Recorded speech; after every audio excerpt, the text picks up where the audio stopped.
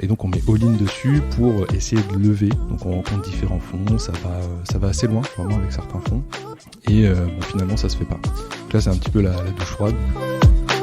Moi il y a un truc qui m'a vraiment poussé en tout cas à me lancer, c'est mieux vaut avoir des remords que des regrets. Donc, c'est vraiment un truc que j'essaye de faire.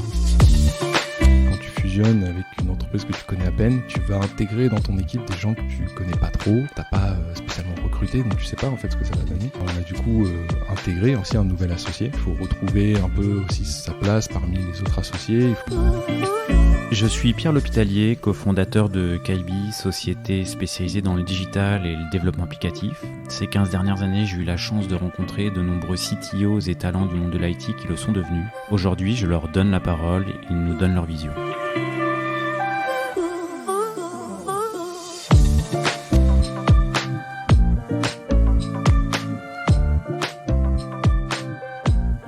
Eh bien, aujourd'hui, je suis en compagnie de Aurélien Audelin, qui est CTPO de Click. Ouais. Merci d'être venu jusqu'à nous sans te perdre. Tu connais bien les locaux, tu y as passé quelques soirées déjà. Ouais, tout à fait, c'est un petit peu un retour aux sources quoi, au final. Je suis très content d'être là. Ouais, écoute, c'est un moment un peu particulier parce que effectivement... c'est la première fois que j'ai l'occasion d'interviewer et d'échanger sur CTOs avec un ancien de Kaibi. Donc voilà, situation un peu particulière et néanmoins très chouette. Voilà. Écoute, je suis vraiment très content et honoré du coup d'être le premier Kaiber dans ton podcast. Voilà, exactement.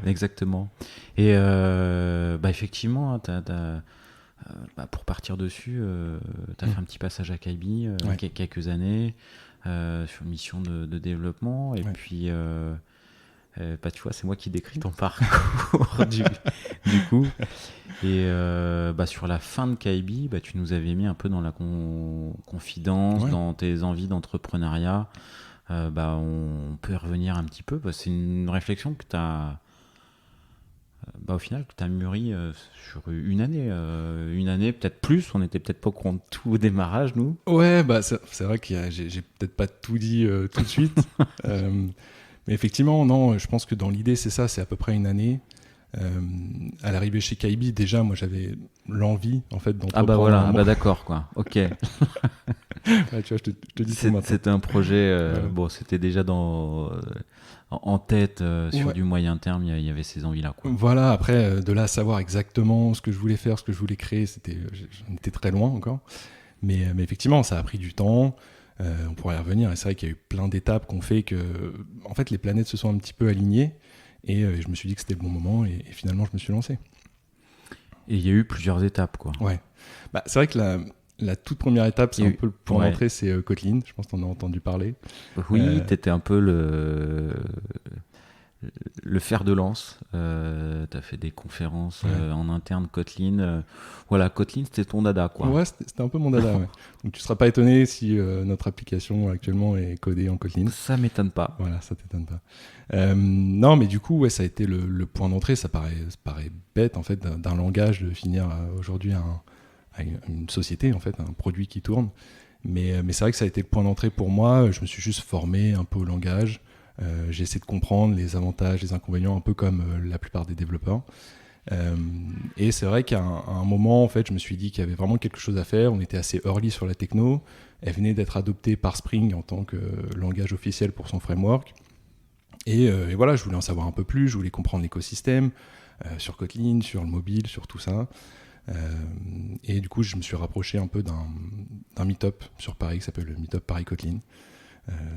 Et c'est vrai que bizarrement, voilà.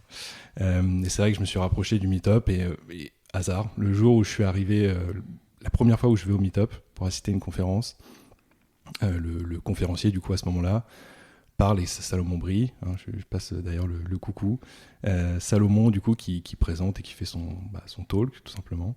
Et à la fin du talk, il dit qu'il est en train d'organiser une conférence sur Kotlin, donc une conférence d'une journée entière, Kotlin Everywhere. Et moi, je saute un peu sur l'occasion. Je me dis, c'est l'occasion de rencontrer des gens qui font du Kotlin sur plein de stacks différentes. Donc, c'est génial. Et voilà, à la fin de son talk, je vais le voir. Je dis, écoute, Salomon, j'aimerais bien t'aider. Il me dit, ok, tu commences quand? donc, donc voilà, ça s'est fait assez vite. Et voilà, donc on s'est embarqué un petit peu dans une aventure de quelques mois pour organiser la conférence. Ça m'a permis de rencontrer pas mal de gens. Romain, du coup, avec qui il a créé après une société, Salomon et Romain. Cédric Ravalec aussi, que j'ai rencontré, qui m'a donné plein de conseils. Et donc voilà, donc ça a été le point d'entrée pour commencer à organiser quelque chose, en fait, à créer quelque chose. Donc là, c'était une conférence, mais au moins, il y avait un esprit un petit peu d'entrepreneur. On a créé, au final, quelque chose qui n'existait pas spécialement. On l'a mis en place. On a fait en sorte d'avoir des gens qui suivaient le truc et qui avaient vraiment envie de nous accompagner dans cette petite aventure-là, quoi. Donc ouais, ça a été vraiment une première étape hyper enrichissante. Et c'est vrai que de fil en aiguille, on s'est dit, il y a sûrement quelque chose à faire autour de Kotlin. Et c'est vrai qu'on était parti sur... en fait, Salomon travaillait déjà sur un framework qui s'appelle Codeine, qui est un framework entre autres d'injection de dépendance en Kotlin. Et c'est vrai qu'à ce moment-là, c'était un projet open source. On se disait, qu'est-ce qu'on peut en faire? Est-ce qu'on peut en faire vraiment une société? Est-ce qu'il y a du service à faire autour de ça? Donc c'est vrai que progressivement, on s'était orienté plutôt vers une société de service pour accompagner et implémenter un petit peu ce framework auprès de certains clients. Voilà, donc c'est vrai qu'on avait commencé un petit peu à réfléchir à un pseudo business plan. Pour le coup, pour la petite histoire, tu étais venu nous partager un peu ses envies, le projet, le business plan, l'association pressentie. C'était déjà un peu ficelé, quoi. T'avais, le mot pseudo est pas forcément adapté, quoi. Oui, après c'est vrai que quand t'es dedans, tu as l'impression que des fois tu te dis ok, de toute façon on va le tenter et puis on verra ce que ça donne. Et à ce moment-là, c'est vrai qu'on était dans une association, on avait vraiment 3 profils très techniques.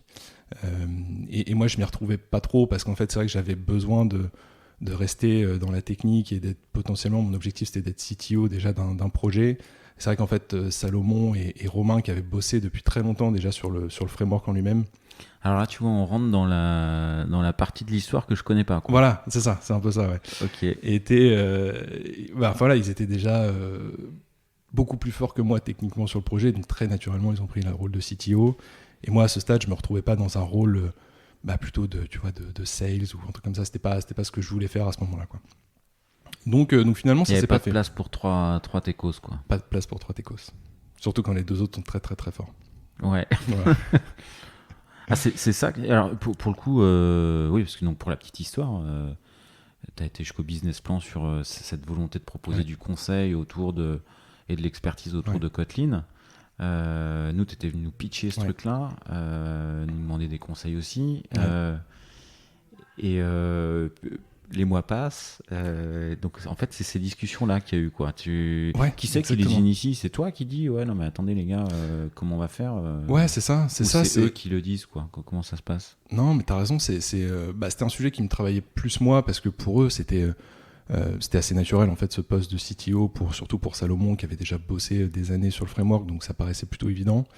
Et c'est vrai que ça a été un sujet que j'ai eu du mal à amener, sincèrement. Je savais pas en fait comment me positionner, comment bien l'exprimer en tout cas pour que ce soit... et en fait je savais même pas exactement ce que j'attendais, tu vois, finalement de tout ça. Donc c'est vrai que ça a pas été évident et... finalement, je crois qu'on n'a jamais eu une vraie discussion posée sur le sujet. Ça s'est fait un petit peu progressivement. On s'est un petit peu désintéressé chacun de ce projet-là. Et on s'est peut-être rapproché d'autres sujets, chacun l'un et l'autre. Donc voilà, donc finalement, ça s'est pas fait. Et je regrette pas parce que j'ai appris beaucoup de choses. Et c'était super, c'était hyper enrichissant de parler avec Romain et Salomon. C'était vraiment top. Mais voilà, en tout cas, on garde bon contact. Hein. Je discute souvent avec Romain. On garde bon contact. De toute façon, ils continuent de faire ce qu'ils font sur Kotlin et ils le font très bien. Donc voilà, non, j'ai pas initié vraiment la discussion, mais finalement, on s'est tous un petit peu dispersés et on est parti sur d'autres projets. Ça s'est fait assez naturellement. Bon, alors, qu'est-ce qui s'est passé comment s'est passé la naissance de l'autre projet. Bah, Parce que pour nous, tu vois. Ouais, c'est vrai que pour toi, ça a dû être un choc. Pour moi, tu reviens 6 mois plus tard. Bon, bah, ça y est, c'est bon, on y va. Ah, mais c'est pas du tout le projet dont on a parlé. Alors, comment ça s'est passé, en fait, les coulisses du truc? Alors, les coulisses. En fait, moi, j'avais toujours cette envie d'entreprendre, de créer un projet. Je me disais que c'était le bon moment. Voilà, j'avais pas encore 30 ans. Je me disais que c'était le moment de le faire. On peut créer des trucs après 30 ans. Il paraît. Il paraît. Ouais, Il y en a qui ont essayé. Ouais. Moi, c'est ce qu'on m'a toujours dit, de toute façon. Faut attendre tes 30 ans pour créer un projet. Donc, bon, voilà. J'essaie de le faire un petit peu avant. Mais non, ouais, effectivement, c'est vraiment une phase où je savais que j'avais besoin, enfin, je me disais, en tout cas, que j'avais besoin plutôt de gens qui maîtrisaient les aspects business, les aspects commerciaux que moi, je maîtrisais pas à ce moment-là. Et du coup, pour moi, pouvoir me concentrer plutôt sur la partie technique et produit, ce que j'avais envie de faire et ce que je savais faire depuis plusieurs années. Donc c'est vrai que j'avais pas de réseau à ce moment-là. En fait, je connaissais pas spécialement de gens qui avaient envie de créer une boîte. Je connaissais pas de gens qui sortaient d'écoles de commerce. J'avais vraiment un réseau au final d'ingés, de développeurs, et eux, c'est pareil. Je me suis dit, je vais me retrouver dans le même cas potentiellement qu'avec Romain, avec Salomon, et je vais avoir du mal peut-être à trouver ma place au final dans l'association. Et donc en fait, vu que j'avais pas ce réseau-là, j'ai été sur une plateforme qui s'appelle cofondateur.fr. Un peu par curiosité, j'ai regardé les différents projets qu'il y avait sur cette plateforme. Et en fait, il y en a un qui m'a plu particulièrement, donc c'est le projet Trilise. Je me souviens qu'avec Louis, qui est toujours mon associé, on avait eu pas mal d'échanges sur cette plateforme, on a commencé à discuter, et eux m'ont présenté un petit peu leur projet Trilise. C'est une plateforme de speed dating pour entrepreneurs. Quoi. Ouais, c'est exactement ça. Okay. Clairement, leur positionnement, c'est de la mise en relation entre CTO et porteur de projet. Donc en tant que CTO, quand tu es sur cette plateforme, tu es un peu le roi du monde, c'est-à-dire que tu as tous les projets qui viennent à toi, c'est gratuit. Et c'est vrai qu'après, du côté du porteur de projet, il faut bien pitcher son projet, parce que tu as beaucoup de concurrence, au final, il y a beaucoup de CTO qui sont sur cette plateforme. Et c'est vrai que ça dépend beaucoup de la phase, en fait, de l'étape du projet. C'est assez rassurant quand tu as déjà une base de clients, quand tu as déjà une vraie vision, un vrai projet, et c'était le cas vraiment de Trilise. Donc voilà, c'est vrai qu'on a pris le temps d'échanger à travers cette plateforme. Puis on s'est rencontrés, on a commencé à discuter, à essayer de partager la vision. Eux, c'était déjà 2 amis, donc ils se connaissaient très bien. Ils avaient déjà partagé la vision, ils avaient déjà des premiers clients, donc l'entreprise commençait à tourner, mais ils avaient une vraie vision d'intégrer le produit et la tech. Il y avait déjà quelque chose de solide, quoi. Ouais, il y avait déjà une bonne base de clients, donc pour eux, à ce moment-là, c'était, en tout cas vraiment au tout début, c'était encore un side project quand on commençait à en discuter. Et c'est devenu, en tout cas en 2019, un vrai projet sur lequel on s'est tous mis, on a tous bossé. Et donc oui, ils avaient déjà une base de clients, ils faisaient de la location, donc ils avaient du revenu. Et ce qu'ils voulaient vraiment, c'est développer un produit, parce qu'il n'y avait rien, ils n'avaient pas du tout de produit à ce moment-là, pour à la fois optimiser un petit peu leur processus en interne, mais aussi mettre une app à disposition des clients pour faciliter la gestion de leur flotte et la prise de commande. Alors du coup, c'est le moment d'expliquer c'est quoi Trilise, qu'est-ce que ça fait, quoi. Ouais, c'est pas faux, c'est vrai qu'on n'a pas du tout. Alors Trilise, donc c'est la société que j'ai cofondée, qui est à l'origine du coup de la fusion entre Trilise et Finao pour donner Click maintenant, donc qui est sûrement plus connu peut-être maintenant que Trilise. Mais en tout cas, Trilise à ce moment-là faisait purement de la location et gestion du coup de parcs informatiques. Et ensuite, on gérait le financement auprès d'un financeur. Donc, toute la partie, on va dire, revenus récurrents, loyer, prélevé auprès de nos clients, c'était le financeur qui s'en occupait. Et donc, nous, on était un intermédiaire pour la partie gestion de flotte et équipement de matériel informatique. Le fait de fusionner, maintenant, on est un acteur unique, en tout cas, de gestion de flotte, hardware, et donc de financement de matériel informatique. Ok, donc toi, l'enjeu, quand tu rejoins, c'est de mettre de l'IT dans un process commercial. Ouais, c'est ça. Non, clairement, c'est ça, dans un process commercial et opérationnel, parce qu'il y a, il y a à la fois apporter de la valeur un petit peu dans une application qui permet de faciliter justement le process commercial, de prise de commande, de gestion de son catalogue de produits. Et tu as aussi tout un système interne pour optimiser la façon dont on travaille, pour gérer les commandes auprès de nos apporteurs, pour s'assurer du suivi de la livraison et pour expédier le bon matériel à la bonne personne, quoi. Donc c'est vrai qu'il y a... T'appelles quoi un apporteur ? Un apporteur d'affaires ou c'est quoi, non, un fournisseur, pardon. Non, D'accord, ok. Pardon, excuse-moi. Non, auprès de nos fournisseurs, c'est vrai qu'on travaille avec différents fournisseurs. Et donc, il y a quand même un enjeu, tu vois, d'automatiser de plus en plus. En tout cas, c'est vraiment un de nos objectifs là, sur cette année. C'est vraiment d'automatiser toutes nos commandes auprès de nos fournisseurs. Ok.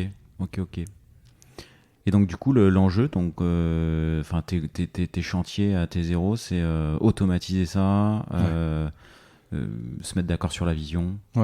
Ouais, c'est ça. Bah, c'est vrai que à ce stade, en fait, vu qu'il n'y a pas de produit, il y a tout à faire. On a quand même des maquettes, on a déjà une vision forcément stratégique, donc eux doivent me la partager aussi, parce que c'est ce qu'ils ont élaboré pendant plusieurs mois.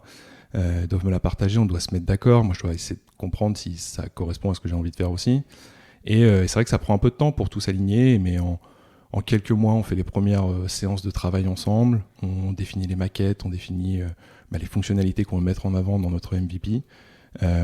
Et au bout, on commence à discuter en août. Donc je crois qu'en septembre, je leur présente une première architecture du MVP. Et ça y est, c'est parti, quoi. Ok. Bon, à ce moment-là, t'es CTO. C'est casquette CTO. Ouais. Tout seul de toi-même. CTO tout seul de moi-même, exactement. Donc Okay. À ce moment-là, je suis le développeur de l'équipe. Ouais. Donc c'est vrai que y a tout à faire. Il y a tout à faire. Donc tu choisis ta stack technique. Tu choisis les technos. Tu choisis des technos. Tu peux te faire plaisir. Donc évidemment, il y a du Kotlin. Donc ouais, on met du Kotlin. En fait, je travaille sur des pour le choix du MVP, je choisis des technos que je connais, que je maîtrise, parce que l'objectif, c'est de sortir un produit assez rapidement, justement d'aller tester notre marché. Et on ne peut pas passer on va dire 1 an à faire un produit hyper chiadé dans des technos hyper récentes, dans Svelte, dans je ne sais quoi. On veut un truc qui tourne rapidement et qu'on peut tester auprès de nos clients, quoi. Donc c'est vrai qu'on fait des choix très pragmatiques sur les technos. Il n'y a pas de grosse innovation et on se dit que de toute façon, si ça marche, on pourra ensuite améliorer notre produit, itérer en fait dessus, améliorer les choix techniques et gérer un peu notre dette, qui va s'accumuler. On en est conscient, à ce moment-là. Ok. Et tu fais quoi d'autre comme choix technique à part Kotlin ? Alors j'ai hésité à mettre Kotlin sur le front, mais c'est pas encore très très stable. Non, sur le front, on choisit React pour le coup. Ouais. Ok.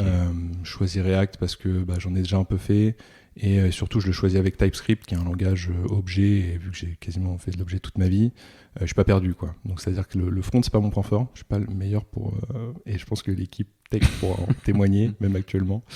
C'est pas mon point fort, mais je fais des efforts. Maintenant, même l'équipe tech veut plus que je touche à une ligne de front. Donc ils me mettent même plus dans les reviews de code du front. Donc ils ont décidé d'abandonner. Tu t'es fait virer. Je me suis fait virer. Là, j'ai pas choisi de m'auto-virer, je me suis fait virer. Non, je plaisante. Mais ouais, du coup, c'est vrai qu'on choisit des technos que je connais. Base de données, je prends un truc simple, MongoDB, que j'en ai déjà bouffé pas mal. Et voilà, donc je me dis, je vais essayer, en tout cas avec Louis, on définit, parce que lui a beaucoup de contacts du coup avec les clients, c'est lui qui connaît la vision produit qu'on doit avoir. Donc ça reste le point d'entrée pour le moment des clients, donc il fait un rôle de CPO à ce moment-là, mais il gère aussi les sales, les opérations, enfin il gère tout à ce moment-là. Et donc à ce moment-là, à ce stade-là, j'exécute un petit peu aussi la vision de Louis, ce qui est normal parce que il a déjà le produit en tête, il en a discuté, il a déjà fait les maquettes, et je lui fais confiance déjà à ce stade. Donc oui, je me dis, de toute façon, pour le MVP, on part sur cette base-là, je choisis les bonnes technos, celles que je maîtrise, et en fait, on commence en septembre, et je crois qu'en février, on sort le produit, finalement. On sort la première version du produit. Donc ça va très vite. Il y a quand même pas mal de petits trucs un peu bancal. Mais on se dit que on va pouvoir aller plus loin et l'améliorer, quoi. Donc c'est vraiment le plan. Vous faites des levées de fonds ? Alors à ce stade, donc la première version du produit, le MVP qu'on fait, on se concentre vraiment sur la gestion de flotte pour nos clients. Donc on se dit, c'est important pour eux de pouvoir retrouver leurs appareils, de pouvoir avoir un beau dashboard pour retrouver l'état de leur flotte, de pouvoir créer leurs utilisateurs, leurs appareils. C'est vraiment la première version du produit. Et en fait, à ce stade du projet, on est très orienté en fait hardware et location. Et on se dit, de plus en plus de nos clients, en tout cas, nous demandent de la gestion purement de dire plutôt de la gestion soft au final. Donc ils nous demandent, gestion software, ils nous demandent d'installer des applications sur leurs appareils, ils nous demandent de gérer la sécurité sur leurs appareils, donc ils nous demandent un petit peu plus de choses qui vont au-delà purement du hardware et de la location. Et donc on se dit, c'est sûrement l'occasion de justement créer quelque chose, donc créer un produit autour de ça. Et donc en quelques mois, on s'embarque vraiment dans le développement de ce qu'on appelait l'agent. Donc il y a vraiment une solution qu'on déployait sur le poste de chacun des utilisateurs et qui nous permettait à distance de déployer des applications, de gérer la sécurité. Et donc ça, c'est pareil, on le fait en mode MVP, on se dit que c'est sur cette base parce qu'on sent que c'est vraiment le sujet qui va nous permettre de scaler. C'est la brique qui va apporter du service, quoi. Voilà, exactement. C'est la brique qui va nous permettre de scaler, et donc on se dit, on va aller au-delà. Il y avait plusieurs scénarios de scaling. Enfin, je veux dire, à ce moment-là, quand vous choisissez cette voie-là, ouais. Il y avait d'autres possibilités. Le champ des possibles, c'était quoi ? En fait, c'était soit on continue à fond sur la location, donc on optimise vraiment purement la location, on enrichit notre catalogue, on rajoute des produits au catalogue, on optimise encore plus nos process à ce stade-là. Où là, ça devient plus un sujet de logistique. Voilà, exactement. Okay. Ça devient plus un sujet logistique ops. Ou alors, justement, on se concentre plutôt sur la partie soft, et là, on développe notre propre agent et l'intégration avec notre application. C'était globalement les deux objectifs, les deux perspectives. Et c'est vrai qu'en fait, ce qui est un peu paradoxal dans ce choix, c'est que le revenu, il est de la location à ce moment-là du projet, purement, complètement sur la location. Et c'est vrai qu'on se dit, on sent qu'il y a vraiment quelque chose à faire sur la gestion de flotte, sur le MDM. On va se lancer dessus. Et donc, on met all-in dessus pour essayer de lever, en tout cas sur cette base. Donc on rencontre différents fonds, ça va assez loin, vraiment, avec certains fonds. Et finalement, ça se fait pas. Donc là, c'est un petit peu la douche froide. Ça remet pas en cause totalement le business. On sait qu'on est bon, en tout cas sur la location. Et en fait, on est à ce stade du projet. Vous êtes rentable sur la location à ce moment-là ? Enfin, l'objectif, c'était lever des fonds pour pouvoir mettre un coup d'accélérateur sur pas un pivot, mais une brique qui nécessitait de l'investissement. Mais est-ce que sur la loc et la taille d'équipe, vous êtes au point 0 de renta à ce moment-là ? On n'est pas au point 0 de renta, c'est vraiment la source principale, certes, de notre revenu. Donc on est vraiment... Enfin, en tout cas, on met l'effort opérationnellement, on va dire, vraiment sur la location. Donc, c'est-à-dire que Louis, typiquement, il est embarqué quasiment 100% de son temps sur cette partie-là, donc sur gérer les problèmes auprès des clients, les problèmes d'expédition, le renvoi de matériel, les incidents qu'on peut avoir aussi sur le matériel à ce stade-là. Donc, c'est vrai on n'est pas rentable, mais en tout cas, on sait que c'est ce qui nous permet de nous financer actuellement, quoi. Ouais, ok. Et du coup, c'est vrai qu'on se dit, essayons de continuer du coup sur le MDM, et une fois que la levée n'aboutit pas, on arrête complètement le projet MDM et on se reconcentre complètement sur la location. Donc voilà, c'est quelque chose qu'on a tenté. Ça a été, je pense que le plus gros learning de tout ça, c'est que en fait, c'était clairement un problème de focus. Je pense à ce stade, on avait une moitié de l'équipe qui était dédiée en fait à la gestion de la location, alors qu'on était quand même une petite équipe. Et on avait l'autre moitié qui essayait de se dépatouiller pour faire du MDM et des intégrations agents.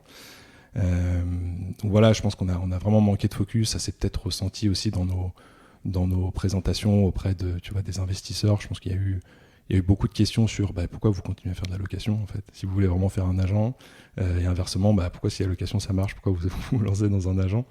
Donc c'est vrai qu'en prenant un peu de recul dessus, je pense qu'on avait pas encore à ce stade la vision vraiment sur ce qu'on voulait faire de la location, ce qui n'est plus le cas maintenant. Mais c'est vrai qu'on avait une bonne vision en tout cas de ce qu'on voulait faire sur la partie soft. Et voilà, donc c'est vrai que maintenant en tout cas, on se reconcentre vraiment purement sur notre activité de location. Ok. Et du coup, tu as glissé fusion tout à l'heure. Ouais. Franchement, super tôt dans la vie de la boîte pour fusionner avec une autre. Ouais, c'est vrai. Non, c'est vrai, je suis d'accord avec toi. Et ça a été aussi un choix fort et hyper structurant. Mais on était convaincus, en tout cas, qu'à ce stade, nous, Trilys faisait certes de la location, mais vu qu'elle gérait pas le financement derrière, au final, c'était un petit peu, on achetait le matériel, on faisait la logistique, on expédiait le matériel, et ensuite tous les loyers étaient récupérés par l'entité qui finançait. Et donc on se disait que si on devait vraiment scaler et automatiser un petit peu notre business, il fallait qu'on ait la main en fait sur le financement, parce que c'est une étape un peu bloquante. C'est-à-dire que si tu peux pas financer le matériel, en fait tu pourras pas proposer de solution à tes clients. Donc en fait on leur mettait à disposition un catalogue, on leur promettait forcément de la location et un appareil d'ici 2-3 jours. Mais en fait, s'il n'y avait pas le financement, on galérait, quoi. Donc on galérait, on allait voir d'autres potentiellement loueurs, on essayait de travailler avec des loueurs différents, des financeurs du coup. Et ça, c'est des trucs qui vous sont arrivés d'avoir une opportunité business et d'être bloqué par le financement? Ouais, c'est arrivé, ouais. C'est arrivé parce que chaque entreprise, forcément, l'entité de financement les score, en fait, fait un scoring de l'entité, et donc va vérifier tout un tas de documents et va prendre une décision en fait de financement en fonction de toutes ces informations là. Et en fait il y a beaucoup de cas où ils acceptaient pas le financement, quoi. Donc on se tournait potentiellement vers un autre loueur, on espérait que ça passe, mais c'était pas garanti du tout. Donc oui, ça nous est arrivé sur à ce stade là pas des très gros deals, mais sûrement 4-5 appareils ou justement des gros montants, des gros billets où on pouvait pas les financer parce que l'entreprise n'avait pas assez de budget. D'accord, ok. Donc voilà, on s'est dit si on veut pas se retrouver trop dans ce cas-là, si on veut avoir la main sur la réponse en tout cas au client et au-delà de lui donner une réponse de principe, lui donner une réponse réelle, est-ce qu'on accepte ou pas ta commande quasiment en temps réel, c'était important pour nous de fusionner du coup avec une entité qui sait financer du matériel. Parce que vous, en fait, vous prenez pas forcément de risque. S'il y a un défaut de paiement, vous reprenez le matériel ou le relouez ailleurs. Ouais, c'est ça. En fait, à ce stade de Trilys, c'est vrai qu'on achète, on revend aux loueurs. Donc en fait, c'est de l'achat-revente, quoi, globalement. Et c'est vrai qu'on ne prend pas trop de risques. On peut prendre le risque d'avoir acheté un produit qui ne sera jamais loué. Mais en fait, on peut le relouer à un autre client potentiellement après. Donc, vu qu'on est quand même sur une base de produits dans un catalogue défini, y a peu de risques, effectivement, sauf des cas très précis où le client va demander un serveur, je ne sais quoi, qui avec telle configuration bien précise. C'est quand même des cas assez rares. En général, effectivement, on est capable de, même si le matériel, on l'a acheté et qu'on ne l'a pas loué à l'entité qui a passé commande, on est capable de le relouer à une autre entreprise. Et est-ce que vous faites de la location seconde main, entre guillemets, enfin, je veux dire, le cas justement où tu as quelqu'un qui te le louait pour 2 ans, puis finalement il te le loue 1 an et tu reloues à quelqu'un en seconde main. Il y a des clients intéressés, il y a un marché, vous faites ça ou pas? Alors il y a un marché pour ça. Pour le moment, on le fait pas comme ça, c'est-à-dire qu'on reprend pas le matériel pour nous le replacer directement sur le marché. En fait, on récupère le matériel. Et ensuite on va le vendre à des brokers qui eux vont le replacer sur le marché. Donc on fait attention à bien choisir justement les brokers avec lesquels on travaille, mais en fait en fonction de la durée de vie, on va dire, de l'utilisation du matériel, en général on va le revendre directement au broker qui lui va se charger de le revendre à quelqu'un d'autre au final, quoi. Donc on n'est pas on fait de la location de longue durée, c'est-à-dire qu'on est sur des durées de 24, 36 ou 48 mois. Et donc c'est-à-dire que si effectivement il y a une annulation, une modification de contrat ou le matériel est renvoyé pour une quelconque raison, ça passe toujours par un broker. Mais on fait vraiment attention à bien choisir nos brokers. Ok. Ok. Et sur la fusion, du coup, j'imagine des moments de vie pro intéressants, des challenges, des trucs rigolos. Ouais, effectivement, il s'est passé plein de choses. C'est vrai que il y a quand même la phase un petit peu de préparation de la fusion, c'est-à-dire quand tu fusionnes avec une entreprise que tu connais à peine. Tu connais à peine, tu as quand même bien bossé avec. On a bossé longtemps, en tout cas avec Finao, mais je veux dire, on n'a pas vraiment rencontré l'équipe, on n'a pas partagé de moments spéciaux, en tout cas avec l'équipe. Donc c'est vrai que tu fusionnes et tu vas intégrer dans ton équipe des gens que tu connais pas trop, que t'as pas spécialement recruté, donc tu sais pas en fait ce que ça va donner. Au final, on est très content, hein, ça s'est vraiment très bien passé. Et c'est vrai que on a du coup intégré en fait aussi un nouvel associé, donc qui est Adrien, et qui s'est joint un peu à ce trio d'associés et qui s'est très bien intégré. Donc voilà, c'est vrai que lui était un peu tout seul, en tout cas sur son projet chez Finao en tant qu'associé. Donc c'est vrai qu'il faut retrouver un peu aussi sa place parmi les autres associés. Il faut comprendre justement les envies de chacun, les besoins de chacun, rediscuter, reprendre le temps de discuter justement avec ton nouvel associé qui vient d'arriver. Donc ça a pris du temps, c'était hyper enrichissant. Et on est encore dedans de toute façon. On a encore plein de trucs qu'on est en train de faire en termes de process, en termes d'automatisation. Et du coup, Click, du coup, il y a une partie financement. Ouais. J'imagine Finao ne finançait pas que Trelease. Non, ouais. Donc du coup, ça se passe comment ça ? En fait, il y avait déjà un workflow, un process existant pour les clients qu'on appelle des apporteurs d'affaires au final. Et donc ça veut dire qu'eux, progressivement, on les fait moins rentrer. En tout cas, il y a moins de demandes de leur côté ou on les refuse de plus en plus. Parce qu'en fait, Finao, à ce moment-là, donc avant la fusion, était vraiment capable de tout financer. C'est-à-dire qu'ils finançaient certes du matériel informatique, mais ils sont capables de financer des machines à café, des sites internet ou plein de choses.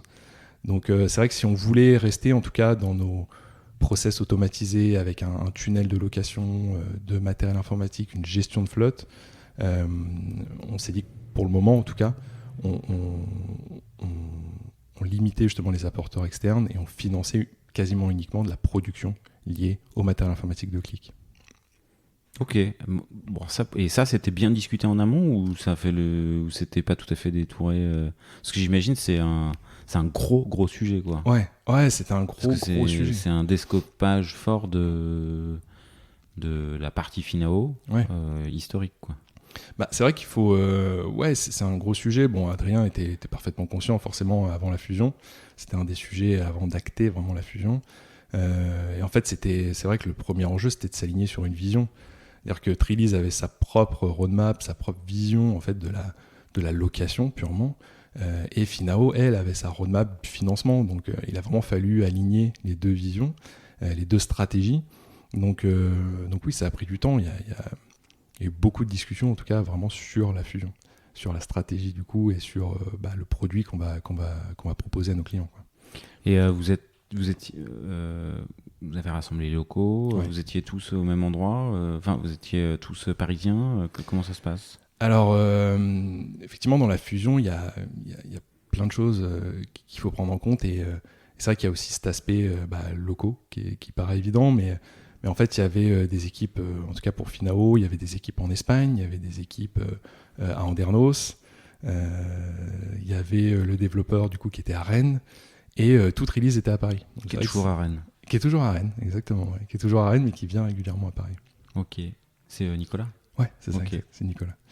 C'est Nicolas, et c'est vrai que il a fallu fusionner les équipes, certes les locaux, mais aussi les équipes, et donc pour le moment, on a essayé justement progressivement, et on y arrive en tout cas, à mettre en place cette culture aussi du remote à l'intérieur de Trelease, ce qui n'était pas le cas spécialement à l'époque. Vu qu'on était une petite équipe, en fait, on se retrouvait quasiment tout le temps, on était tout le temps ensemble dans les locaux. C'est vrai qu'il a fallu apprendre à travailler aussi avec des gens qui sont en Andernos. Moi, à ce moment-là, on avait une petite équipe tech, il n'y avait pas beaucoup de développeurs, il fallait travailler avec un développeur qui était à Rennes, qui avait en plus beaucoup de responsabilités. Donc ouais, ça forcément, il y a eu beaucoup d'enjeux en fait dans cette structure de locaux. Ça paraît un peu bête quand on en parle, mais en fait, c'est vrai que ça a des gros impacts, quoi. Et aujourd'hui, du coup, le choix en remote, vous avez choisi un fonctionnement hybride et puis conserver un peu le poids de l'histoire des deux sociétés, quoi. Ouais, c'est ça. On a essayé vraiment de garder cette culture au final dans l'entreprise du remote. Ça s'est fait petit à petit, c'est-à-dire que au tout début, en tout cas, je parle pour l'équipe tech, ça a pris un peu de temps parce que on n'avait peut-être pas la bonne méthode, en tout cas de travail.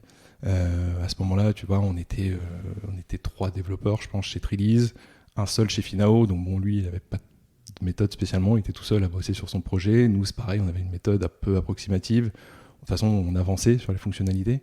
Et en fait, quand l'équipe a commencé à croître, on s'est posé la question vraiment de la méthodologie, et pour pouvoir justement travailler en remote, il nous fallait une méthode solide. Donc c'est à ce moment-là qu'on a notamment décidé de passer sur Linear, qui est une méthode assez récente, qui est un outil d'ailleurs qui est très simple et très bien fait. Tu détailles, alors pour le coup on en avait discuté, on s'est revu il y a quelques semaines et justement tu m'avais parlé de Linear, tout ça. C'est vrai que c'est une méthode qu'on voit pas trop. Ouais. Tu peux en dire un peu plus? Alors certes, c'est une méthode qu'on voit pas trop, ou en tout cas qui est pas hyper publique. Par contre, quand j'avais justement commencé un petit peu à regarder différentes méthodes, différentes solutions, il y a forcément les Scrum, les Kanban qui reviennent tout le temps. Mais c'est vrai que sur le Slack du coup de TechRox, qui est un Slack de mise en relation de tous les CTO, beaucoup de CTO, en fait, il y a déjà quelques CTO qui commençaient à parler de la méthode.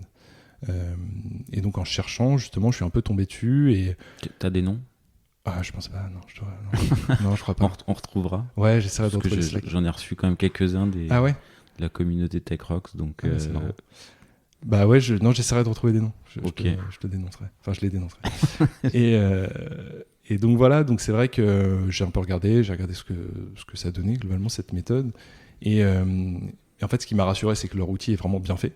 Donc je me suis dit, sûrement que la méthode est bonne, vu que leur outil est bien fait.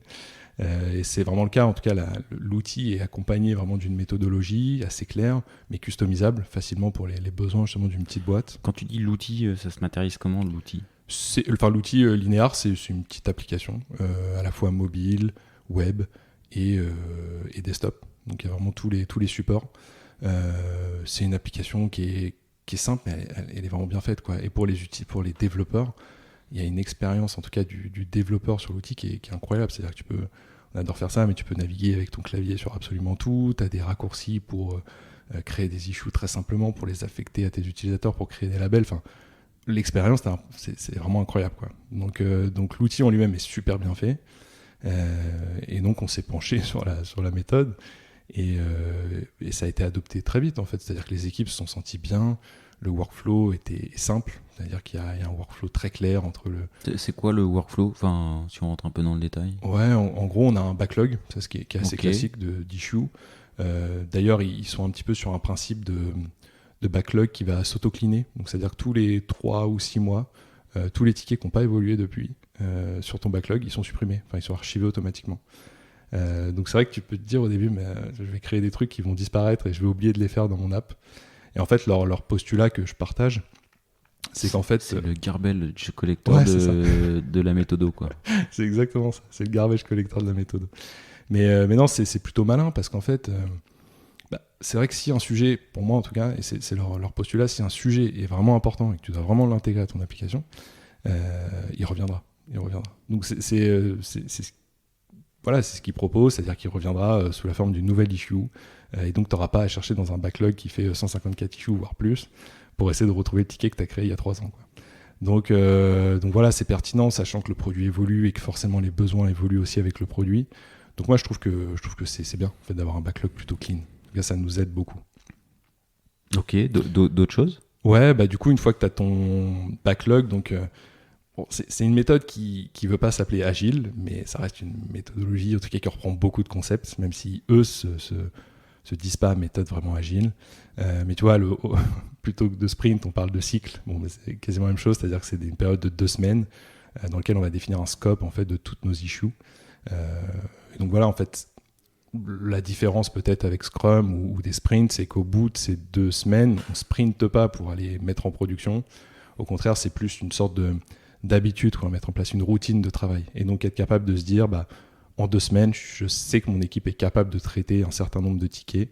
Et ça me permet d'avoir une vraie routine de travail plutôt que de sprinter pour aller mettre en prod au bout de 2 semaines. Bon, tu as comme une sorte de notion de vélocité. Ouais, exactement. La capacité à prendre en charge de l'équipe sur une durée. Ok, mais tu n'as pas de notion de mise en prod du coup. Voilà, tu n'as pas de notion de mise en prod. C'est-à-dire qu'eux t'interdisent pas de...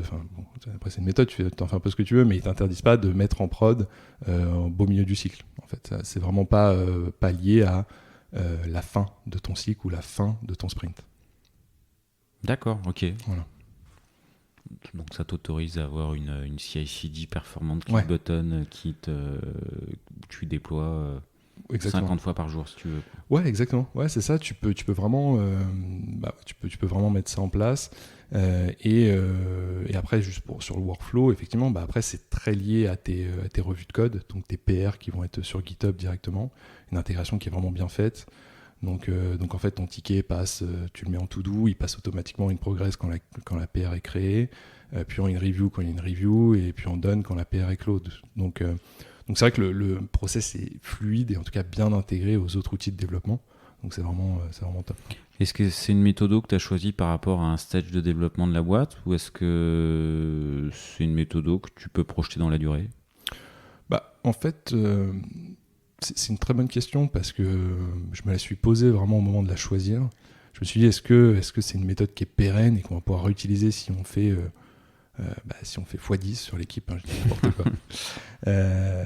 Et en fait, je pense qu'elle est assez modulable. On l'a pas encore testé, donc c'est compliqué de le dire en avance, mais elle est assez modulable. Tu as vraiment un système d'équipe. Tu peux créer différentes équipes justement au sein de l'outil et mettre en place des workflows spécifiques par équipe. Tu as vraiment une vision aussi de ta roadmap, c'est-à-dire que tes projets de ta roadmap se mettent à jour très régulièrement en fonction de l'avancement de toutes tes issues. Donc c'est hyper fluide. Donc en fait, je vois pas actuellement de contrainte à l'utiliser sur une structure beaucoup plus grosse en fait. Je pense qu'il faudra l'adapter sûrement, en tout cas le customiser pour notre besoin. Mais pour le moment, je vois pas de problème à une entité plus grosse, quoi. Ok. Et vous en êtes où justement ? Taille de l'équipe Bon, du coup, j'en ai rencontré une bonne partie, je pense. Ouais, c'est ça. T'en as rencontré t'as rencontré toute l'équipe, je pense, d'ailleurs, qui tient dans un bureau actuellement. Donc, on est 6, donc 6 sur la tech purement, et on est 2 du coup sur le produit. Donc, je dis 2, mais en fait, moi, je suis à moitié sur la tech et à moitié sur le produit. Même si l'ambition, c'est, en tout cas, le projet là sur les prochains mois, c'est de me virer un petit peu du poste de CTO pour aller plutôt vers le poste de CPO. Donc là, on fait référence à l'épisode feedback qui est sorti il y a quelques jours. Antoine Guénard qui t'avait inspiré sur objectif s'auto-virer tous les ans, quoi. Exactement. Ouais, c'est ça, c'est un peu le truc. Tous les ans, je sais pas, mais en tout cas, oui, là, je sens qu'il y a l'équipe tech tourne bien. Ils sont très intelligents, ils avancent super bien surtout et voilà, je sens qu'à ce stade, tu vois, typiquement, je me fais virer des review front, donc c'est génial, c'est super. Donc je pense qu'à ce stade, l'équipe est de plus en plus autonome, donc c'est vraiment génial. Sachant que vu que j'avais développé la première version du produit, c'est vrai que faut léguer en fait progressivement, faut faire en sorte que tout ce que tu as accumulé, toute la connaissance que tu as accumulée sur 2 ans de ton produit que tu as développé, tu puisses la transmettre au reste de l'équipe. Donc là, c'est vraiment, on est même en train, tu vois, d'améliorer vraiment le système. Ils ont de très bonnes suggestions. On a fait une formation récemment qui nous permet d'améliorer un peu ce qu'on fait, la structure de notre application, notamment sur le front. Donc voilà, c'est des sujets qui avancent. Je sens qu'on est sur une bonne dynamique. Et ce que j'ai envie de reproduire un peu, c'est plutôt sur la partie produit, où là, forcément, en tout cas pour le moment, on a moins de structure. Moi, j'avais certes un rôle de CTPO, mais quand même très orienté technique. J'ai toute ma vie, en fait, quasiment, j'ai fait du développement, j'ai fait peu de produits au final, donc c'est vrai qu'il faut maintenant il faut se mettre en tête, en tout cas, de mieux structurer notre produit, de mieux structurer les feedbacks auprès de nos utilisateurs, de mieux définir notre roadmap. Et donc voilà, donc c'est ce que j'ai envie de faire, en tout cas sur les prochains mois, de structurer ça pour peut-être après me virer du poste de CPO. Bon, voilà, la roadmap est déjà construite, quoi. C'est ça, exactement. Et du coup, niveau recrutement, côté process, ça se passe comment ? Alors, côté process, on essaye de faire un process relativement court. C'est-à-dire qu'on a, en fonction du candidat, on a un premier entretien qui peut durer entre 30 minutes et 1 heure, qui est plus pour voir justement si le candidat... pourquoi il veut nous rejoindre et qu'est-ce qu'on peut aussi lui proposer, c'est-à-dire que peut-être que le poste est peut-être pas adapté à ce que lui a envie de faire, donc c'est vraiment l'occasion de voir si les deux sont alignés, quoi, en fait. Est-ce que ses ambitions à lui sont vraiment alignées avec la perspective de l'entreprise et en tout cas du poste. Donc ça, c'est hyper important pour nous. Suite à ça, donc il y a l'entretien technique qui lui dure entre 1 heure et 1 heure et demie, pareil en fonction du candidat. Donc là, on rentre beaucoup sur en fonction de l'expérience, sur des sujets, tu vois, d'architecture d'application, des principes solides, enfin tous les trucs que j'avais vus de toute façon chez Kaibi. Donc c'est vrai que ça m'a beaucoup apporté d'ailleurs. C'est vrai que cette expérience chez Kaibi et le recrutement technique, en fait, j'avais un peu la trame en tête parce que je l'avais déjà fait pour des candidats ici. Donc c'est vrai que ça a été quand même un plus, quoi. Ça a été vraiment un sacré plus. Et donc voilà, une fois que l'entretien technique est validé. On arrive à un dernier entretien, mais c'est plus un truc informel, culture fit, où tu l'as fait de toute façon avec nous, t'étais là. On casse du matériel. On casse tout, on pète tout, et on les envoie comme ça cassés aux clients. Non, en gros, on se met autour de la table, un petit café, un verre d'eau, et on discute en fait, en tout cas toute l'équipe tech et produit discute avec le candidat. Donc c'est l'occasion de partager un petit peu et de voir si c'est important pour nous, on est quand même une petite équipe, et l'ambition, le projet en tout cas, c'est que tout le monde puisse s'entendre et tout le monde puisse se parler. Donc voilà, c'est aussi pour ça qu'on fait ce dernier entretien. Qui est vraiment pas formel, quoi, pour le coup. Pas du tout, non, pas du tout. Ouais, vraiment très détendu, quoi. Ouais, clairement. Ouais, c'est très détendu, mais c'est un bon moment en fait. C'est arrivé quand même, c'est important parce que c'est arrivé plusieurs fois qu'au final ça passe pas et qu'on se dise à cette étape-là, plus peut-être qu'aux autres étapes, en fait, non, c'est pas aligné avec notre culture de boîte ou notre envie, notre façon de bosser, ça marche pas. Et donc c'est important, même s'il est informel, en fait, c'est un des plus importants, quoi. Sur CV, tu filtres comment ? Tu filtres pas, c'est pas le CV qui compte ? Ouais, c'est pas vraiment le CV qui compte. C'est vrai que tu vois, typiquement, on a pas mal de profils en reconversion à qui on a fait confiance et qui nous ont montré jusque-là qu'on avait eu raison, en tout cas, qui sont motivés, qui ont envie d'évoluer, qui ont envie de progresser, qui ont envie d'apprendre de plus en plus de sujets sur la tech, sur le produit, sur plein de choses. Donc non, on regarde pas vraiment ça. Après, c'est vrai que sur des profils, tu vois, un peu plus seniors, là on est en train de chercher un candidat un peu plus senior sur le front, on cherche quand même à minima ce qu'il ait bossé, tu vois, sur les technos qu'on propose, et qui puisse justement nous apporter un peu aussi de la structure dans notre façon de travailler sur le front, sur des choix techniques. Mais donc là, on va regarder un petit peu ses expériences, en tout cas les projets sur lesquels il a travaillé, que ce soit des projets perso, même on demande à l'entretien tech, en tout cas de nous présenter un projet personnel. Donc voilà, c'est une vraie occasion de voir à quel point il est curieux, à quel point il comprend, il va loin dans ce qu'il fait. Et donc ça rejoint en fait un petit peu cet entretien de culture fit où on a besoin que le candidat se projette en fait dans l'entreprise et a envie de progresser, peu importe en fait son background. Ok. Et c'est, pour le coup, quand tu le mot culture fit sur cet entretien, je trouve qu'il porte bien son nom en tous les cas. Okay. On la ressent, quoi. La culture. Quand je faisais référence à péter du matériel, je parlais pas du matériel que vous louez. Je sais pas si tu te rappelles la petite porte là. Oui, d'accord. Ok. Oui, ok, non, d'accord, j'étais pas dedans. Non, oui, c'est vrai que quand t'es venu, t'as tout cassé, quoi. J'espère que vous avez pas eu de problème après. Bah écoute, il savait pas jusque-là. Donc... Bon, tout va bien. Tout va bien. Est-ce que on se revoit dans 2 ans. Ouais. Vous en êtes où? Alors dans tes rêves les plus fous, quoi. Alors dans 2 ans, on en est Allez, où? 3 ans, quoi. 3 ans. Temps de faire 2-3 trucs, quoi. Écoute, c'est vrai que c'est un sujet qui revient souvent, mais on a envie en tout cas de continuer ce qu'on fait. Déjà sur la location, sur aller encore plus loin, sur notre application, proposer rajouter un maximum de valeur, en tout cas sur les projets de développement de l'application. Donc on veut continuer sur cette voie-là. Et vraiment le cœur, et c'est vraiment ce qu'on est en train de faire en tout cas cette année, de mettre en place, c'est maximiser l'automatisation en tout cas de nos process. Il y a encore beaucoup de choses qui sont des tâches répétitives, un peu manuelles, parce qu'on a quand même un métier avant tout d'opération. Donc il y a beaucoup de choses auprès d'achat, auprès de nos fournisseurs, de gestion de notre compta. Je sais que notre comptable s'arrache les cheveux sur plein de justificatifs, sur toutes les factures fournisseurs qui pullulent un peu partout. Et donc c'est vrai qu'il y a beaucoup d'enjeux de tout automatiser, et même tu vois, un des gros enjeux, c'est cet accord de financement qu'on fait quand il y a une nouvelle commande. Et je pense qu'il y a un vrai enjeu autour de ça, de comment on va être capable d'automatiser cette brique-là. Donc il y a forcément un petit peu d'IA qui va arriver à un moment, pour se dire, est-ce que je vais être capable en tout cas de prendre une décision de financement sans qu'il y ait une intervention humaine au final. Donc être capable de faire tout ce qu'on fait actuellement manuellement, tout ça dans une intelligence artificielle.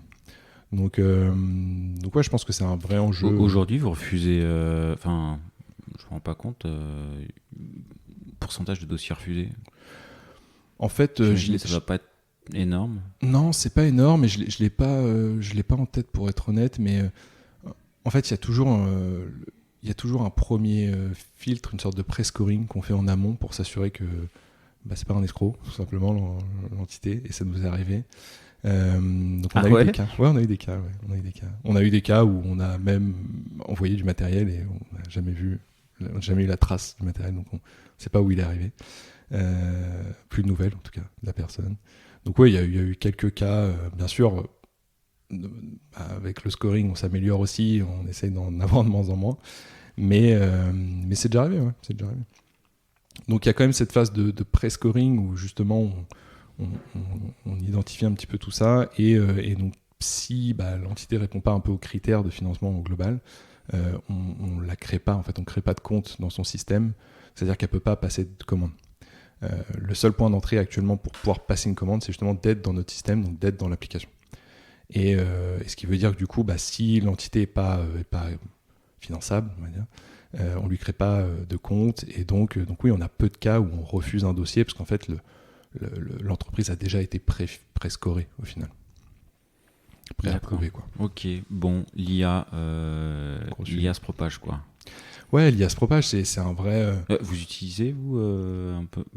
Enfin, vous commencez à utiliser GPT, par exemple, pour... tester votre code, développer des features, pré-développer des features, ou c'est pas encore tout à fait mûr pour toi? Alors en fait, on est un peu en train de le tester, nous, justement. Donc je sais qu'on a notre content manager Tim qui est fan de l'outil et qui s'en sert pour plein de choses de son côté. Donc lui, il adore l'outil. Et nous, en fait, sur le dev, c'est vrai que de plus en plus, on l'a intégré, en tout cas, à nos outils de développement. C'est vrai qu'il est intégré à VS Code, à notre IntelliJ. Donc on essaye vraiment justement de commencer à le tester. Donc on a Copilot, en tout cas de GitHub, qui lui, en tout cas sur sa prochaine version, je ne sais pas si elle est sortie d'ailleurs, mais sur sa prochaine version, va utiliser le moteur de ChatGPT. Et donc c'est vrai que progressivement on y va, c'est-à-dire qu'on a en tout cas sur des tâches un petit peu répétitives de code, sur des trucs qui ont été déjà fait 1000 fois, 10 000 fois, en fait, on va utiliser ChatGPT pour pré-générer du code, quoi. Ou même des fois, on essaye de l'utiliser pour débugger. On voit ce que ça donne, et des fois, il a raison. Ok. Eh ben, j'avais une... Bon, tu sais, j'ai quelques questions à la fin, mais avant d'avoir les questions de la fin, moi, je voulais revenir sur cette notion de, tu sais, louer en seconde main avec la thématique... dans les DSI, le matériel et le renouvellement du matériel, le renouvellement rapide, ça fait partie un peu de l'impact écologique des boîtes, en fait. Vous avez votre objectif, c'est quoi? Vous avez un impact. Est-ce que vous essayez de louer le plus longtemps? Est-ce que vous allez essayer de louer du seconde main? Comment vous voyez les choses? C'est vrai que on parle beaucoup d'optimiser, de gérer un peu ses usages. C'est hyper important. Mais c'est vrai qu'on a conscience, en tout cas, que nous, on a un impact énorme parce qu'au final, on loue quand même du matériel informatique et donc le coût, ne serait-ce que de fabrication ou de transport, sont énormes pour du matériel. Et donc c'est vrai c'est un enjeu fort pour nous. On a recruté Laura il y a à peu près un an, d'ailleurs, elle a fêté son anniversaire il n'y avait pas très longtemps, qui est responsable du coup de toute la partie RSE. C'était un choix fort parce qu'à ce stade du projet, en tout cas, on était sûrement une quinzaine. Donc on a vraiment recruté un profil dédié à l'impact pour pas justement tomber un peu dans le bullshit et vraiment faire des actions concrètes. Donc c'est vrai que Laura a mis en place plein de choses. Et notamment commencer, tu as raison, à travailler avec donc certes, faire en sorte d'allonger au maximum la durée de vie. Donc nous, typiquement, depuis l'application, tu peux déclarer un incident. On intervient sur l'appareil pour essayer justement de corriger le problème. Peu importe le souci, on essaie vraiment de le corriger au maximum. Donc le problème hardware, pour étendre justement au maximum la durée de vie du produit. Et un de nos enjeux, donc il y a certes cette partie opération, donc pour la maintenance du matériel, il y a aussi le travail avec du reconditionnement propre. Donc ça c'est pareil, Laura a identifié plein plein de partenaires pour nous fournir du matériel reconditionné clean et qui n'a pas fait 54 allers-retours entre la Chine et le Pérou, peu importe. Mais voilà, c'est vraiment un reconditionné propre, assez local, qu'on met de plus en plus en avant, en tout cas dans l'application. Donc il y a vraiment ces deux sujets d'opération qu'on met vraiment en avant. Et l'objectif aussi, c'est de retranscrire tout ça, toute cette démarche dans notre application. Donc typiquement, on a fait un dashboard récemment, RSE, Impact, qui te permet de comprendre en fait on va dire les émissions évitées que tu peux avoir grâce à la location par rapport à l'achat classique. Donc voilà, donc c'est vrai qu'on a beaucoup de sujets autour de ça. Et ben ouais, j'espère que. Et du coup, la durée moyenne de location, vous arrivez que vous faites? Ouais, en moyenne sur des laptops, desktop, sur le matériel, à part les smartphones, on est plutôt sur 36 mois. Ouais. Et sur les smartphones, on va être sur 24 mois. Et vous arrivez, objectif d'allonger cette durée-là? Ouais, typiquement, il n'y a pas longtemps, on a bossé sur la durée de location, là, une fonctionnalité qu'on a rajoutée dans notre app. Et c'est vrai qu'on pousse au maximum, en tout cas, on a poussé la durée 48 mois, voilà, pour essayer d'étendre au maximum. Donc, c'est win-win du coup. Enfin, j'imagine le tarif c'est baissé, j'imagine. Ouais, clairement. C'est vrai que le prix mensuel est plus faible. Le matériel est en fait 1 an de plus sur des MacBook Pro récents. Tu vois, il n'y a pas trop de problèmes. Je veux dire, ça tourne plutôt bien. Moi, quand j'ai commencé à créer Trelease, je bossais sur un MacBook Pro reconditionné de 2016, 2015 même. Je veux dire, ça tournait bien. Tu vois, c'était en 2019. Et ça m'a permis de développer le truc. Donc en fait, on essaie vraiment de pousser la durée de vie au maximum et surtout d'accompagner en tout cas nos clients justement à choisir du matériel qui est vraiment adapté à leurs usages. C'est-à-dire qu'on va essayer de pousser par exemple pour je sais pas, un commercial, ça vaut peut-être pas le coup d'avoir un 32 gigas avec 1 téro de stockage, tu vois. Ça dépend après des usages, mais justement, on va essayer de pousser, et c'est ce qu'on fait de plus en plus, pousser à avoir un impact enfin avoir conscience en tout cas du choix de son matériel, quoi. L'impact du choix du matériel et le prolonger au maximum. Exactement. Ok. Tout à fait. Là, on y arrive, je crois. Les dernières questions. Ok. Est-ce que tu as un proverbe, une maxime, une phrase qui t'accompagne? Alors, moi, il y a un truc qui peut paraître un peu bateau, mais qui m'a vraiment poussé, en tout cas, à me lancer. C'est mieux vaut avoir des remords que des regrets. C'est vrai que c'est un truc peut-être qu'on voit souvent, mais en fait, que j'essaye de me redire régulièrement. En fait, il vaut mieux tenter de faire des choses. C'est du Patrick Bruel? Ça me rappelle une citation. Ouais, c'est ça. C'est exactement ça. Et c'est vrai que c'est un truc que je me dis souvent parce que pour moi, il vaut mieux tenter, mieux faire des choses et quitte à s'excuser peut-être après, mais en tout cas, il faut pas regretter et pas se dire tiens, j'aurais peut-être dû faire ça ou j'aurais peut-être dû le faire comme ça, quoi. Donc c'est vraiment un truc que j'essaye de faire de plus en plus. Ok. Est-ce que tu as un surnom? Alors, que te donnent tes équipes ou ta maman? J'en ai deux. J'en ai deux. Je te donne les deux.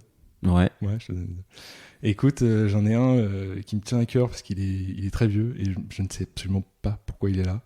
Mais tous mes amis, en tout cas très proches de Rouen, m'appellent Robert. Je ne sais absolument pas pourquoi. Mais en tout cas, ça s'est fait. Et donc quand je retourne à Rouen, ça me fait toujours rire qu'ils m'appellent Robert. Alors, je ne sais pas si c'est parce qu'ils ont oublié mon prénom et qu'ils considèrent maintenant que je m'appelle vraiment Robert. Mais voilà, c'est très drôle. Un jour, tu leur diras, au fait, les gars, vous connaissez mon vrai prénom? Du coup, j'ose plus le dire parce que j'ai peur de la réponse. Je me dis, ça se trouve, ils ont oublié mon prénom. Et le deuxième, qui est un peu plus récent, qui est né pendant le Covid. On jouait, on se faisait tous un peu chier peut-être pendant le Covid. Et du coup, on jouait à des petits jeux en ligne avec les collègues. Et je sais pas comment c'est venu, mais c'est pareil, on m'a appelé Oreo. Et voilà, maintenant c'est Oreo qui est resté. Ok. Voilà. Rigolo. Je retiens Robert. Ouais, d'accord. Tu peux garder Robert. Est-ce que, Robert, tu donnerais un nom à cet épisode? Écoute, je pense qu'on a parlé de plein de sujets. Moi, je trouve un truc un peu marrant, c'est peut-être, je sais pas, Kotlin, le langage de l'entrepreneur ou un truc comme ça. Je trouve qu'au final, c'est rigolo. C'est un point de départ et qui m'a permis d'arriver en fait à accomplir un petit peu mon rêve au final. Ok. Ou en un clic, écouter clic. Oh, c'est très bien aussi, ouais. Non, c'est vraiment pas mal. Ouais. Bon, j'avoue que on va valider un des deux trucs. Ouais, ça marche. Est-ce qu'il y a une dernière question que tu voudrais que je te pose que je t'aurais pas posée? Bah écoute, je sais que c'est un petit sujet de débat avec nos équipes en ce moment. Tu veux peut-être me demander quelle est la plus belle ville de France? Ah, donc là, du coup... Bah écoute, je vais te... Bah, quelle est la plus belle ville de France? Eh bah écoute, en toute objectivité, c'est Rouen. Voilà, c'est un gros sujet de débat en ce moment avec nos collègues. Ils aiment bien me charrier, en tout cas, me dire que je suis breton alors que je suis né à Rouen. Et donc en particulier un collègue qui est fan de Marseille. On comprend absolument pas pourquoi, mais en tout cas, voilà. Chacun ses goûts. Donc je pense que tous les collègues de Click vont écouter l'épisode jusqu'au bout pour savoir quelle est la... Tu vas leur faire le teasing de quelle est la plus belle ville. Ouais, exactement. Ok. Bah, merci Aurélien d'être venu jusqu'ici. Tu me donneras la réponse à la dernière question dans quelques semaines. Ça marche. Et bah, merci à toi, c'était un vrai plaisir. Et à très bientôt et bonne continuation. Merci.